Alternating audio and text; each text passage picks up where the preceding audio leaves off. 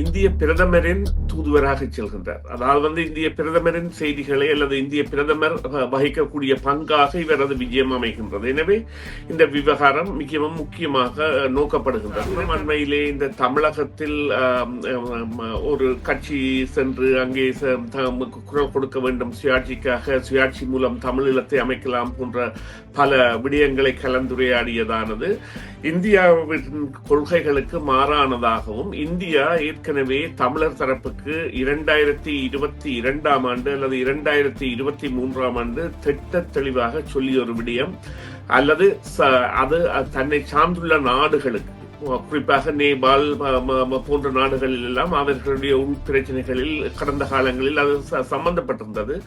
ஆனால் அவ்வாறான சந்தர்ப்பங்கள் இனி இடம்பெறாது. தாங்கள் அரசுகளுடன் இணைந்த பயணிப்பை மேற்கொள்ள விரும்புகின்றோம். அரசுகள் ஊடாக அழுத்தங்களை கொடுக்க வேண்டிய விடயங்களுக்கு அல்ல அரசுகளுக்கு அழுத்தம் கொடுக்க வேண்டிய விடயங்களுக்கு நாங்கள் செயற்படுவோம் என்பதை தெளிவாக சொல்லியிருந்தார்கள்.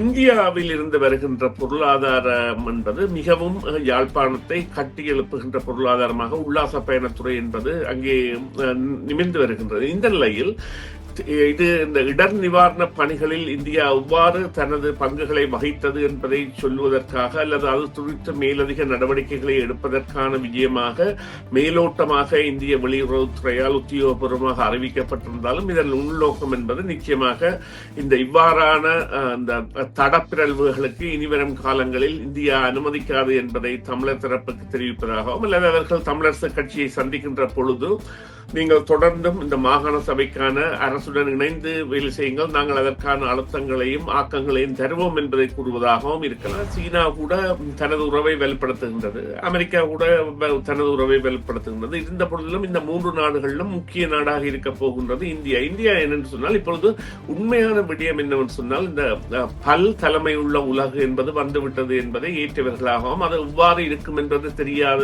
பயத்தில் இருப்பவர்களுமாகத்தான் இந்தியா, சீனா, அமெரிக்கா போன்றவர்கள் இருக்கின்றார்கள்.